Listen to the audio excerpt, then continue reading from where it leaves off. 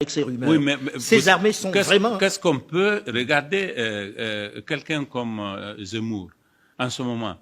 Il est en train de surfer sur une vague qui consiste à dire que le problème de la France est l'immigration. Et tout le monde sait que c'est faux. Et ce n'est pas des arguments qu'on peut combattre par la raison, parce que tout simplement, ceux qui croient en lui n'ont pas envie d'entendre qu'on leur démontre le contraire. C'est ça qui se passe aujourd'hui. Nous sommes dans une même situation en Afrique de l'Ouest en rapport avec les armées étrangères. Comme ça ne marche pas, comme ça ne marche pas, il y a un mal-vivre en France aujourd'hui. Il y a quelqu'un qui apporte une solution facile qui consiste à dire il faut chasser les Africains, il faut chasser les Arabes, vous aurez la paix. Et vous avez à peu près un quart de l'électorat français qui adhère à cela. C'est la même chose. Vous avez une opinion en Afrique aujourd'hui qui a trouvé un bouc émissaire à travers ces forces étrangères et à qui on a expliqué que ce sont eux qui sont à la base du problème.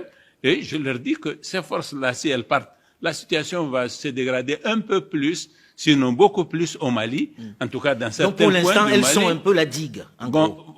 Elles sont la digue. Ça, moi qui vous parle, je parle en connaissance de cause. Je sais ce que fait Barkhane, ce que représente Barkhane à Gao, plus précisément. Si Barkhane n'est pas à Gao, la MINUSMA va plier bagage. Elle va plier bagage dans tout le nord du Mali. Ça, je peux vous le dire.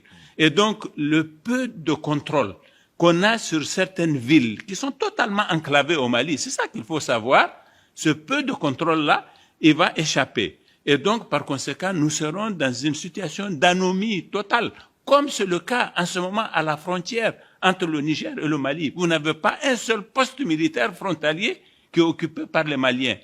Et donc, par conséquent, il y a tout un espace très profond où se déploient ces terroristes à leur guise et ont asservi les populations, les ont soumises, leur dictent leurs lois, prélèvent des dîmes sur elles, prennent leurs animaux et vivent du confort d'un rapport de force qui n'est pas appelé à changer tant qu'on n'aura pas des armées nationales. Il n'y aura que l'armée du Mali reconstituée qui sera en mesure de combattre ces terroristes. Et c'est pourquoi, quand moi j'évoque le Mali. Il y en a que cela énerve. Mais regardez, j'ai eu il y a 3 jours une attaque de 3 villages frontaliers avec le Mali qui sont le fait des terroristes dont je connais les bases, qui sont en territoire malien.